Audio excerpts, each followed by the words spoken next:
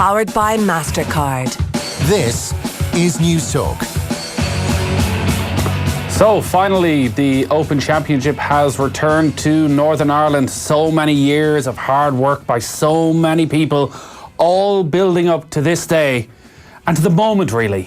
9 minutes past 10, when the greatest golfer this country has ever produced would step up to the tee in front of his adoring people.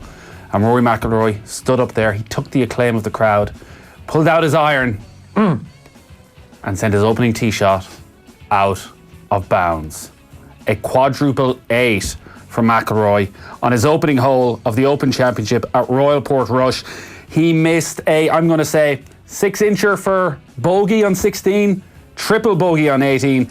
It was a disastrous, a nightmarish day for Rory McIlroy at Portrush, but it has been one of the most memorable first days of an Open Championship in recent times because there is Irish interest right at the top of the leaderboard. Shane Lowry is currently the clubhouse leader on 4 under par. John Ram, who is the current Irish Open champion, is the outright leader, just a shot ahead on 5 under par.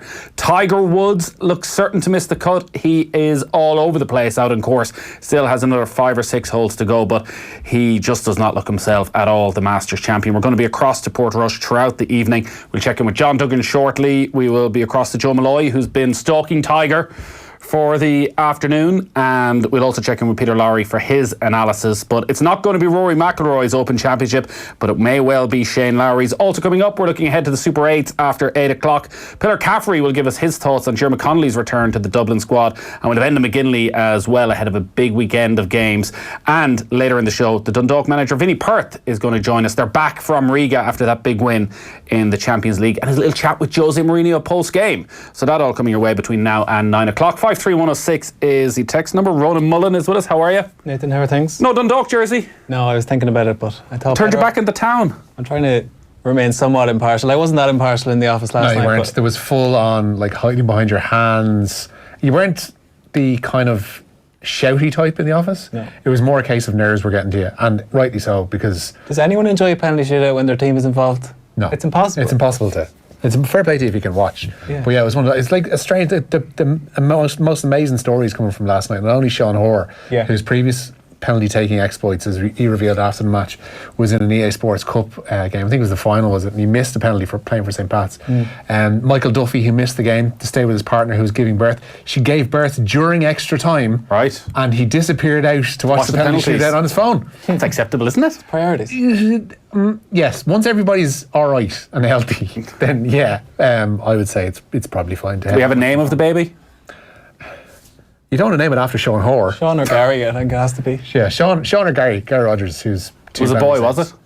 We don't know, but either way. You don't know the person. Sorry, I'm it doesn't matter. Intruding on the personal details of Michael Duffy's life. Nor do you have to impose a certain gender's name upon a child anymore, Nathan. But Sean 21st century. Sean Hoare was brilliant, and of all the people to step up and take the penalty. Across the two legs, he was great. Yeah, it was good that it was him. So, delighted. Delighted. And a big night at Oriel Park. Yeah, straight. Qarabag, have you seen much of them? I commentated on a couple of Qarabag games in the Europa League last year. A sort of not the most memorable of teams. They've obviously had a couple of decent results. They've had this sort of 5-6 year spell of consistently qualifying for Europe and winning the Azerbaijani League. Yeah, they held. They drew it Inter Milan. They drew it Atletico Madrid twice. A couple of years ago, yeah. So there's obviously a pedigree there, and we'll hear from Vinnie Perth, and we recorded it earlier on. He was saying that they're the sort of team that are technically very, very good. They can pass the ball. They want to pass the ball at great speed, and that the type of team that Dundalk and generally teams from this part of the world might struggle against, that it's a young, energetic side. But they had Stephen O'Donnell, and one of the advantages, I guess, of their success of recent times and the money that comes in is that they have a proper full-time scout who went to Azerbaijan to watch them in the flesh. He had seen Riga up close, and what the feedback they're getting, I think, was pretty vital to what happened in the couple of legs against Riga. So yeah, they look like they never looked out of their depth at any point. Like Dundalk went to Riga last night and looked like the better side and looked like they deserved to get a result. They like Qarabag and sides of that ilk find themselves in a position that Irish sides would have loved to have been in 10 years ago. But unfortunately, there's actually too many Irish sides. There's like 3 playing in the Europa League, Dundalk obviously in the Champions League. If there was one standout Irish side, as awful as it would be for the league, you'd almost have a similar situation as the likes of Qarabag or the likes of Bate Borisov have in Eastern Europe, whereby they're able to put more resources into building through Europe. Can I ask just before we continue on Dundalk, a question, a technical question? If you're listening to us right now, if you could just text in and tell us you can hear us, because I can't hear a single thing. I have no idea if we're on the radio right now. I can't hear I anything. presume we are. And if we're not, I guess nobody's going to text in. But I can't hear anything. So we're just going to have to roll with this. We'll just keep for the next talking little about while. Dundalk for the next 2 hours. We're going to do 2-hour Dundalk special due to the technology letting us down. Like people could be saying, go to Portrush, something miraculous has happened with Tiger Woods. We just wouldn't know, which is very upsetting. But do you think Dundalk... if you can hear us around the country, just let us know. People are hearing us, I'm told. That's good. Okay. Not to be too inward looking about Dundalk, but... But here we go. Have they become the team where it's not just, we've drawn the Irish team, we've drawn Dundalk? You know, they're a tricky team to navigate. Do you think Qarabag are looking at Dundalk thinking, Well, the fact that Jose Mourinho knows a lot and has the personal phone number of the... What's Vinnie Perth's exact title up there? Head coach? In charge of first team affairs? That's it, yeah. Something like that. As opposed to John Gill, who's coach. I just got a text message from someone asking, are we on air? So, yeah, I'm just saying that maybe we should check this out. Because we don't want to be wasting all this good stuff. Somebody's texted to say you're on the radio. We're on the radio. That's okay. Lads, I can't hear you. There you go. Fine, that's Loud fine. and clear in the hills of Donegal. Oh, brilliant. Whether that's a good thing or not. I'm not too sure. Fantastic. So what you're saying is that even though a lot of the Irish teams are struggling in Europe right now, the Dundalk have managed to separate themselves from everybody else, and Dundalk are... So people around Europe have this attitude towards Irish football, maybe going back to Jack Charlton's time, but Dundalk sparked something different in the mindset of football fans across the lands. Yeah, but when Bate Barasov came to Oriel Park and the first time, and it was very much a case of the Irish team, they were coming to play the Irish team, didn't know too much about them, and got a 0-0 draw at Oriel. Then when Dundalk ultimately beat them in Tala a couple of years later, they knew what was coming, and Dundalk still were able to overturn them. So they've managed to build up a bit of a resume in Europe to a point where I think teams are taking notice. Vinnie Perth's very likeable. Yeah. Wears his heart in his sleeve. You know, you kind of get the sense of what it means to him. He got teary last night after the game. He was speaking to either to LMFM or to Dundalk's in-house media people, and he was very choked up talking about what it meant to progress in Europe and that there was a lot of pressure that he was putting on himself heading into the match, because some people have been talking him down, some people have been talking the club down since Stephen Kenny's departure, but I think he said that he was assured by those in charge of the club that everything was grand, they're pleased with how things are going. And to be honest with you, I don't see why they wouldn't be. They're in Europe. They had a 0-0 home draw against Riga and they're 8 points clear at the top of the Premier Division. How are things going at Bowls, Richie? Yeah, all right, yeah. Haven't scored in 3 games. Just had a forfeited game, 3-0 there today. Glory days. Glory. Punch it above our weight. Punch it up and third. Anyway, Some of the budgets Dundalk aren't is beneath not us, the Nathan main Murphy. story. Dundalk was the main story of last night. The main always the story main today is Portrush. Pat Balfe has arrived in. Head Chief Technical Officer. It's always bad when Pat's Might be there. even at board level. Okay. That's how high up he is. And he's frantically pressing buttons. Can hear myself now. He literally pressed run button and we're back. on, Pat. Wow, we are back. We can hear each other. It's a glorious thing. Thank you very much for sorting that out. you down now. When we put out that appeal, several people have texted my phone to say they're listening. None of my family, though. It's reassuning, isn't it? People are That people listening to are this show actually now. reassuring yet strangely worrying. So the first round of the Open Championship, one of the most shocking sights I've seen in golf was at the K Club in 2006 when Tiger Woods stood up and hit his opening tee shot and was very much the best player in the world at that time by a country mile, and fired his opening tee shot straight into the water, and the entire place went, He's falling. how can this happen? Yeah. And Rory McIlroy, I still cannot believe it, having watched it this morning at 10:10, that he sent his opening shot with an iron, at a course like Portrush that he knows inside out, and sent it out of bounds. It's insane. Is it the most ill-fated start to a sporting event? Is it one of the great letdowns? It has to be up there. From the off. Yeah, from the very get-go. complete- What you're From thinking the about start. is a game that people have built up to for years about what could happen, and you concede an own goal inside the opening 20 seconds. Well, Ireland against England in the Six Nations this year, where they conceded a try inside the opening couple of minutes as well. Wasn't that what happened earlier on in the year? It reminded me of that. The that biggest kind of thing. anti-climax. The context of this can't be overstated. Not even an anti-climax, because there's a sense that you could go through the event and you could end up, just being a whimper. He could be 7 shots off the lead consistently throughout the week, and it'd be whatever. The fact that he made an absolute hames of it from the off. You want an own goal inside the first minute and a half. You want somebody to concede a try or get sent off. It's literally what I just said. You're not. It's different. A red card penalty, double jeopardy, some sort of thing like that. Bingo. That's what you're looking at. I can't think of anything. It didn't get any better. Well, there were fleeting moments during his round where it looked as though he may get it back to 1-2 over par, which would have kept him right there. It literally did get better. It did get better, but he had what? Like 6 inches for a bogey putt in 16, just wasn't concentrating, missed that, and then a triple bogey to finish, 8 over par for McIlroy. Very different round for Shane Lowry. We should go to Portrush, to Royal Portrush, because John Duggan has been there all afternoon. John, we'll get to the good stuff in a moment, but I do think when you look at this Open Championship as a worldwide event, Rory McIlroy's disastrous start is going to be the main takeaway from this first day. What was the reaction at Portrush as news filtered around the course of what had happened, McIlroy? Disbelief, Nathan. Good evening. And it is a story. This is a global event. It is in Rory McIlroy's parish, effectively. And he's been talking about it, and we've all been talking about it for a couple of years now. And it's just, I couldn't believe, I was kind of thinking, how can this be happening? That he put it out of bounds and he'd make an 8, and he had a drop as well near the green and the rough. And to me, that can't happen to somebody, and it can't then be something that you're processing throughout the round. Now, afterwards, he was saying that it relaxed him. I didn't understand that either. And then he made that double bogey on 16 where he had that short putt, which was just, as he said, he admitted it was, unexcusable. And then on the triple on the 18th, and it was just, he's now tied 144th. This is a guy who's won twice this year, being, 11 times in the top 10. He's at the course record here, 61 14 years ago. I don't know what the reasons are, whether it's confidence, nerves, or just being out of sorts, but it is pretty shocking. And Tiger Woods tied 150th right now. Yeah, so those two, it seems, very much out of it, and you'd have to say highly unlikely to even make the weekend. At the other end, it is a quality leaderboard, and a leaderboard quite reminiscent of what we saw in Lahinch a couple of weeks ago. Well, didn't Paul McGinley tell us that he was setting up Lahinch very like Portrush, and in terms of lines and that? And John Ram, the Irish Open winner, 62 final round, and Lahinch is leading. He's continued his form. Birdies 1, 3, 7, 8, 9 and 12. Playing like he was playing all the facets of the game, working 5 under par with 4 to play, leading Shane Lowry and JB Holmes by a shot. Shane Lowry was very decent, plodded his way around today, nothing spectacular, got a couple of breaks, but also took advantage of some good play, and I think his attitude is very good, Shane Lowry, so he could contend for the Claret Jug, and then a load of players in 3 under par, including the big man Brooks Koepka. Of course, he's got Ricky Elliott on the bag this week. We got Sergio Garcia in there, former Masters champion, and Tyrrell Hatton and Tommy Fleetwood, a couple of English players. Jason Day is still out in the course in 2 under par, as is Justin Rose and Lee Westwood. A disappointing day for Graeme McDowell, 2 over. Padraig Harrington, 4 over. Darren Clarke hit the first tee shot at 6:35 a.m. this morning to a tremendous reception. The crowds here have been great, despite really spotty weather, a lot of heavy showers.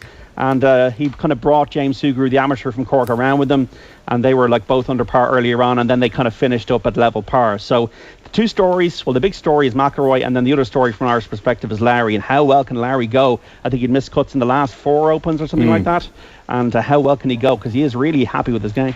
Yeah, we shall see. It'll certainly give plenty of Irish interest, you would hope, into the weekend up at Royal Portrush.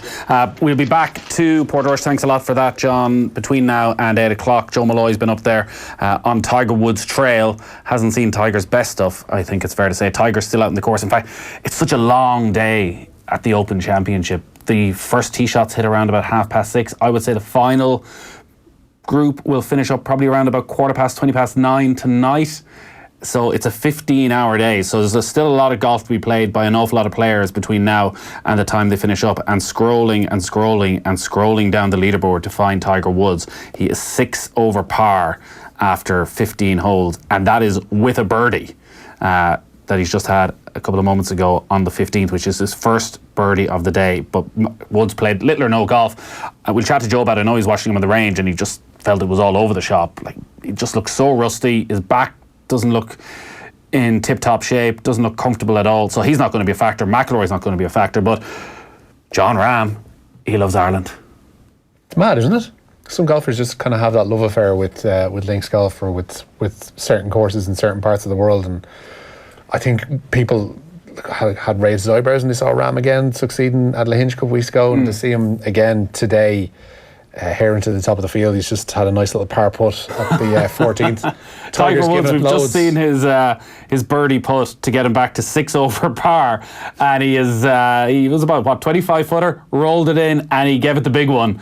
A ironic celebration, I think, from Tiger Woods. It was at least 25, maybe 30 feet from Tiger Woods. So finally, a birdie from him. He'll be out early enough tomorrow, but you just cannot see him being a factor. Yeah, Rahm won 2 years ago at the Irish Open, then second last year, went on this final day charge, wins again this year. I wonder if it's, and this is real amateur psychology, that links golf is such a leveler. So the big question mark about Jon Rahm is his temperament. And you see him week in, week out in American events, contending, putting himself in good positions, but always on the verge, it seems, of snapping one of his clubs. Whereas actually, links golf is so frustrating for absolutely everybody that it's not quite as noticeable, that he's more accepting when he goes there that he's going to get bad lies, whereas when he's on a regular run-of-the-mill American course, if he gets a bad lie, he gets a bad break, he just can't accept it. Where here, at the start of the week, he's going in thinking, you know what, bad things are going to happen, and he's sort of in the mind where it's not going to rattle him at all.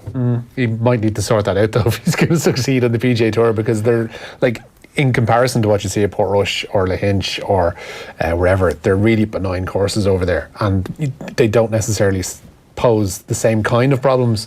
Now, he does win on all these courses. Everywhere and anywhere he wins, but... Yeah, but if he changes that attitudinal issue, like you're talking about somebody who's... You would assume he's going to mature, and like already he's very much, what you would think, one of the top 5 players in the world. Now, it's still the first round, and he could be on the back 9 on Sunday and smashing clubs all over the place, and we all look like absolute idiots. So even the Irish element of it aside, having won so recently puts you in a good headspace, and the done thing seems to be now to try and peak for the majors, which there's obviously logic behind that, but there's also a lot to be said for going in with the hot hand, and you know, that definitely is playing into things to some degree. Like Graham McDowell's going in ice cold, like whatever about his familiarity about Portrush, to have missed the cut about the Irish and the Scottish Opens is just disastrous heading into here. Well, not even that. I think you look at that top 10 and all those players that are within a shot or two of the lead. I think every single one of them has played over the last couple of weeks. Tiger Woods obviously took the option, as did some other players, the likes of Adam Scott, of not playing at all, of getting to Portrush at different stages to get practice in, but nothing competitive. And it does seem to be costing them massively. So what do you got for us on the Open, Richie? Yeah, we'll get some audio there. As we mentioned, Jon Rahm leading the field at the moment, 5 under par with 4 to play. He's a shot clear of Shane Lowry and JB Holmes. Holmes is playing the last. Lowry long since played the last in the clubhouse following a 67 today. Rory McIlroy opened with a disastrous 8 over par round of 79, as you say, bookended by that quadruple bogey at the first and a triple bogey at the last. Darren Clark and James Sugrue, both in the first group out this morning, both coming home in level par. And a triple bogey at the last. Graham McDowell was doing okay, but he finished on a 2 over par 73 with Padraig Harrington, shot a 4 over 75. Lowry, though, says a chat with his coach Neil Manship set him in good stead.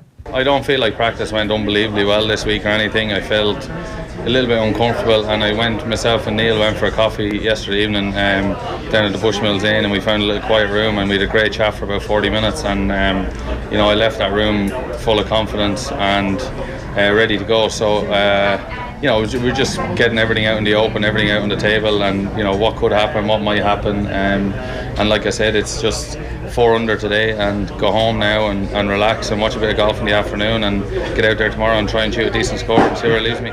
As John mentioned earlier on, McIlroy says that quadruple bogey at the first actually had a pretty strange effect on his round. It almost settled me down. It almost like, well, that's sort of the worst that can happen, so just put your head down and keep going.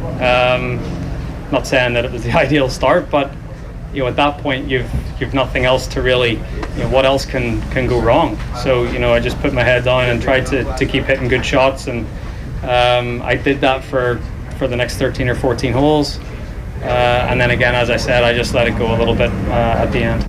You're clueless about golf. Nerves can do funny things. Woods was 10 yards from out of bounds. Numerous other players hit it OB. I know that. In fact, Peter Lowry was on Golf Weekly yesterday, having been up in Portrush. He certainly did not. That a lot of players were going to go out of bounds off the first, and it was very, very narrow, very tight. But this is Rory McIlroy, one of the world's greatest players, with an iron in his hand, knowing everything that's at stake, to still hit it out of bounds in that position, I think is quite shocking. That you would expect. And nerves could well have been the overriding factor. You would have to imagine it was nerves, or something mentally went on that meant this happened, but it has essentially ruined his tournament. Rory and Tiger must have been on Stout and Kelly's last night. Is Kelly's the spot in Portrush? Must be. That's some local. Ramore is the only place I've ever heard of in Portrush. Kelly's is a big nightclub in Portrush. Enda. Experience. Would be Enda that says that. Lads, I don't know a lot about golf, but I played a fair bit of sport. I heard McIlroy in an interview last night and he spoke for about 10 minutes about how he knew everything about this course and about his game being great. I said, geez, is this guy trying to convince himself that he's up for this? Whoever is advising him in a sports psychology way needs to take a step back. Just say nothing and play the game if you're a good golfer. Just do it, says Des. He has been spending a lot of time with several sports psychologists by all accounts and reading a lot of self-help books over the last little while. Maybe he just needs to go back. This is the problem for McIlroy. I feel sorry for him in many ways because it's Portrush, it's his home Open Championship, but also there's 8 months to go now till the Masters. And it's just going to be this long, turgid 8 months of every time he turns up, people talking about this, about him mentally at the Masters, trying to finish the career Grand Slam, what's going on, and he can't really disprove anything until he turns up at Augusta and plays well. Yeah. He just needs another major. I know it's easier said than done, but like it is stop a lot of chatter. Like it's 5 years now since that was the PGA was his last one. It's a long time for somebody to still be considered one of the best. Like if he didn't have that 4 under his belt, he'd be definitely considered in Monty kind of territory. If he didn't have that 4 under his belt, four. It's not bad. A long time ago now, though. Still, you can't just write off 4 majors. Depends on how long ago they were. God, Richie, what's going on in the Europa League? Plenty. Cork City have given themselves hope in Luxembourg of beating Progress Niederkorn over the 2 legs. They lead at half time. Gary Buckley's goal inside 3 minutes from outside the box means it's Progress 0, Cork 1, and Progress leading 2-1 on aggregate. There was a 7 o'clock start in Sweden, about 26 minutes played in this one. Norrköping 0, St. Pat's 0 the score there. Pat's still 2-0 down on aggregate. Perhaps the best chance for an Irish side to progress tonight belongs to Shamrock Rovers. They go into tonight's game at 2-2 with Brand at Tallaght Stadium. Looking ahead to this one for us is Jamie Moore. Silenced is Jamie Moore. 2-2. Believe me, Roberto Lopez, 2 away goals. In the second round of the Europa League qualifiers awaits the winners of tonight's game here at Tallaght Stadium. Shamrock Rovers grabbed 2 priceless away goals in Norway last week, including a 94th minute header from Roberto Lopez to secure a 2-2 draw against SK Brann.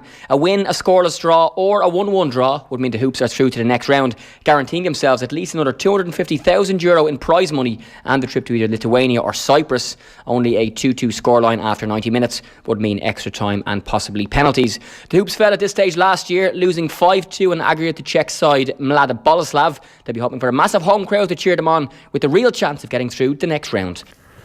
Meanwhile, the Republic of Ireland had a 6 o'clock kick-off in their second Group B game at the UEFA Under-19 European Championships. It's still France 0, Ireland 0 in that game in Yerevan, though Jonathan Afolabi, just watching here, has had a couple of chances in the last couple of minutes there, rounding one of the defenders to take a shot that just went wide of the post and also having a shot from distance as well that could well have crept in. But 0-0 it remains. The other game in that group earlier on also finished scoreless between Norway and the Czech Republic. Anything else? Owen Bon Gallagher, he's expected to miss the rest of Donegal's All-Ireland Football Championship campaign. The Killybegs defender suffered an ankle injury in training last night. Paddy McGrath is also a doubt for this Sunday's meeting with Kerry at Croke Park. Yeah, we'll chat about how big a loss that is for Donegal with Enda McGinley and Pillar Caffrey just after 8. And Kerry are looking to retain their Air Grid Munster Under-20 Football Championship this evening. Jack O'Connor's side are facing Cork at Porky Rin, where they're about to throw in about 3 minutes' time. Go on the town. Good man, Ronan. Thanks for joining us. Cheers, Nathan. We will talk to Vinnie Perth around about 8:30. Richie, good stuff as always. Though next year, for all the majors, I think we might get a replacement newsreader. Someone with a bit of enthusiasm. Someone who, a Golf Weekly listener is what I'm saying. A nerd.